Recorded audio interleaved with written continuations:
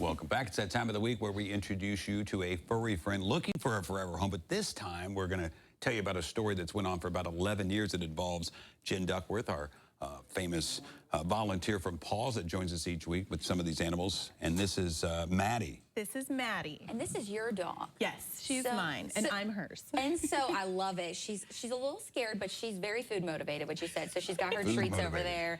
But I like this story because Maddie, we always have dogs and cats that are adoptable, but Maddie is your story as to why you got involved with PAAWS. Yes. So tell us how that came about. So I was pregnant when I got Maddie, and I changed my mind last minute, locked myself in my room, cried the whole bit, and then got in the car and drove 3.5 hours for a Great Dane. And I was told that this little brown puppy was a Great Dane, and she clearly is not.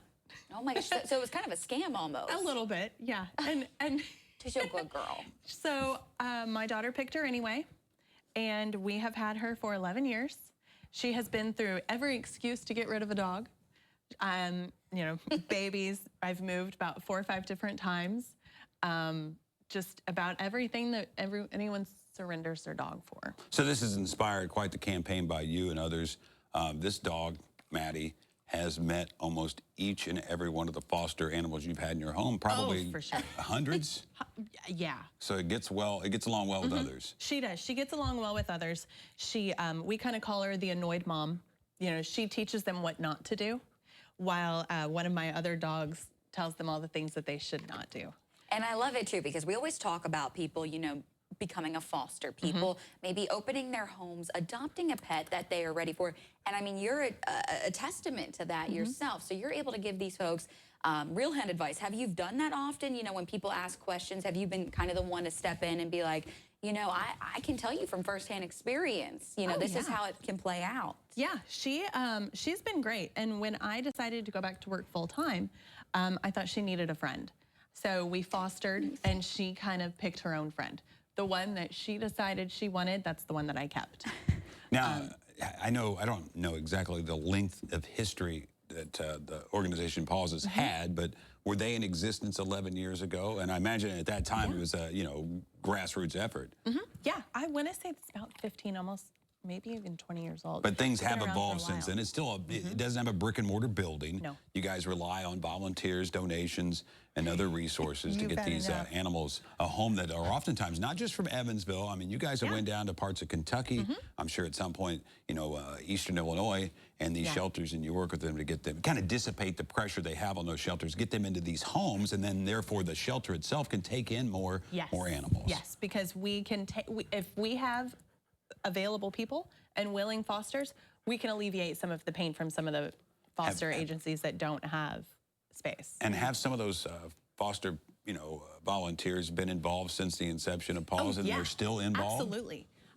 There are, I can think of probably 8, 10 different people who have been in it since I started about 7, 8 years ago. Wow. And I knew them before that. And I know this is also a reminder that when folks are adopting a pet, this is a committed responsibility. Yes. We talk about that more so around the holidays, that they're not just a gift, but I mean, you've had Maddie for 11 years now, you said. So keeping in mind that she was a baby at the time, but you know, these animals do grow and you keep them for that time. Talk to us about what it takes for fosters, you know, if someone maybe isn't ready for a dog or a cat, what that entails. So if you don't know if you're ready to fully adopt, fostering is great because you do have a shorter period of time. With adoptions being down, we should discuss that the length of time that you foster can be flexible. It might be a couple of weeks, depending on the dog. It may be a couple of months. So Kyoto that I had last week, she's been in her foster since January because she is 8 years old. She's a Shar-Pei mix. She's a little bit large, but she's very much like Maddie, only Maddie has probably 5 times the amount of energy as that little Kyoto does. They're similar in size, but Maddie, you wouldn't know she's 11 because she's just rambunctious.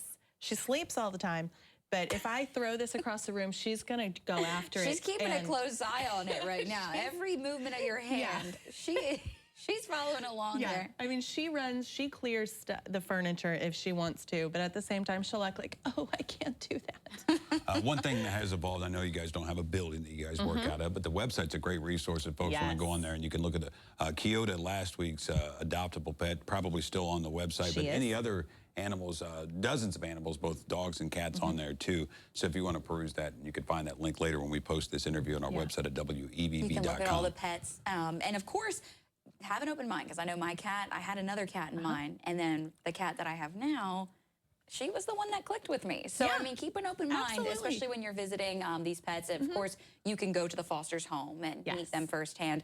Talk to us about what the viewer would get if they do adopt an animal. So if you adopt an animal, one, you get someone that's going to love you and be excited that you come home every single day. There's nothing better than coming home to someone who just, you're their favorite thing in the world. But you also get the Little Pet Food Center packet. So it depends on kind of what they've done there. They're going to get dog food. They're going to get some treats. If it's a grown dog, something like Maddie, she would get more kind of bully toys. Where if it's a puppy, you're going to get puppy pee pads, which are so helpful, especially as you're training and they learn that this is their place to potty, and then you get rid of it and all of a sudden they're, oh, I have to go back outside. It's a great piece of the training process. Sometimes you get Nature's Miracle, depending on what age dog you have. Is this for cats as well? You'll get a cat basket? We've got great cat pet little kits. They've got toys and all the little bouncy springy mice.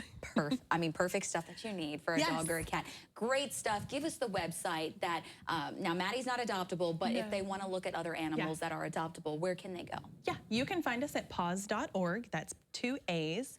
And there's a dog on the website that looks just like Maddie. I think she may have been adopted already, and she was named Maddie. I mean, there are so many, and she's just a great example of a senior dog who still has lots of life and lots of love to give, because we have a lot of those right now. And that's what we need. Thank you, Jen, for coming on today. Thank you, Maddie. She's going to get all the treats when we get off air. We're going to send things over to Griffin Glasscock. Maybe a bit of a too hot of a day maybe to take the dogs outside, Griffin.